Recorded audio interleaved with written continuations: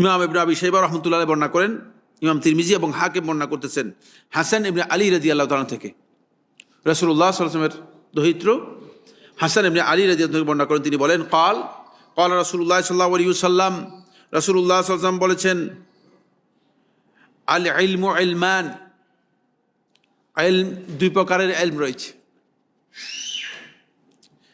খেয়াল রাখো তোমরা। এক নম্বর ফাযাকাল ইলমুন নাফি', এক নম্বর হচ্ছে ইলমুন ফিল কলব, যে ইলমটা আপনার অন্তরের মধ্যে প্রভাব বিস্তার করেছে, অন্তরের মধ্যে গিয়েছে, সামান্য হোক, অনেক বেশি জ্ঞানের প্রয়োজন নেই, অনেক কিছু জানেন দরকার নেই, সারা পৃথিবীর সমস্ত নলেজ আপনার অর্জন করতে হবে দরকার নেই, কিন্তু এমন জ্ঞান অর্জন করতে হবে, এমন নলেজ দিতে হবে যে নলেজটা আপনার অন্তরের মধ্যে কি করবে, প্রভাব বিস্তার করবে, যে নলেজ দিয়ে আপনার অন্তরের মধ্যে আল্লাহ তাআলার ভয় আপনার অন্তরের মধ্যে আসবে, তাহলে ইলমুন ফিল কলব ফাযালিকাল ইলমুন নাফি', এটাই হচ্ছে মূলত উপকারী জ্ঞান। উপকারী জ্ঞান আল্লাহ নবী সাল্লাল্লাহু আলাইহি ওয়াসাল্লাম আল্লাহ তাআলার কাছে চেয়েছেন, আল্লাহুম্মা রযুকনি ইলমান নাফি'a, দেখছেন, আল্লাহুম্মা রযুকনি ইলমান নাফি'a, হে আল্লাহ আপনি আমাকে উপকারী জ্ঞান দান করুন। কারণ উপকারী জ্ঞান যদি আপনি অর্জন করতে পারেন তাহলে আপনি নিজের উপকার করতে পারবেন, আবার অন্যেরও কি করতে পারবেন, উপকার করতে পারবেন।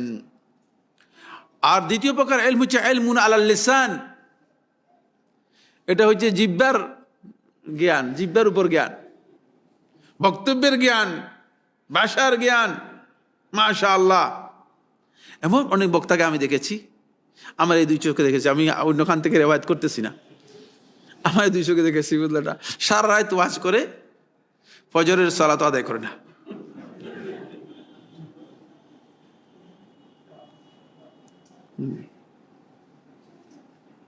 এরপরে মানে জোহরের পরে ঘুম থেকে উঠে তারপরে মানে আবার ওয়াজের জন্য মানে প্রস্তুতি নিচ্ছে, প্র্যাকটিস করতেছে।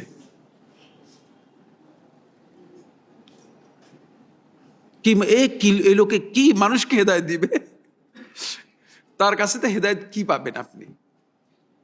ফলে শুধুমাত্র কথা, চটকদার কথা, শুধুমাত্র বাহাদুরি।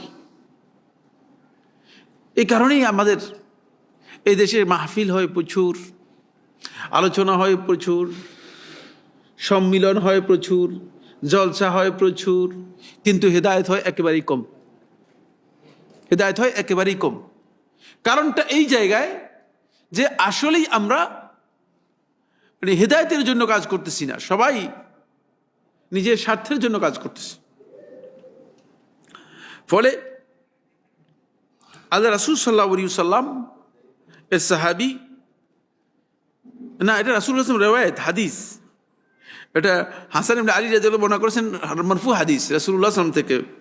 ইলমুন আলাল লিসান, একদল লোক বের হবে যাদের ইলমটা হচ্ছে লিসানের উপর, জিহ্বার উপর, বক্তব্যের উপর, বক্তব্যের ভাগ মানে পটুতা, বক্তব্যের মানে শুধু বক্তব্যের চমক, চটকদার বক্তব্য দিবে। ফাতিলকা হুজ্জাতুল্লাহি আলা খালকিহি, এই প্রকারের ইলম আল্লাহ রাব্বুল আলামিনের পক্ষ থেকে মানুষের উপর একটা হুজ্জাত হবে, দলিল হয়ে যায়, প্রমাণ হয়ে যাবে।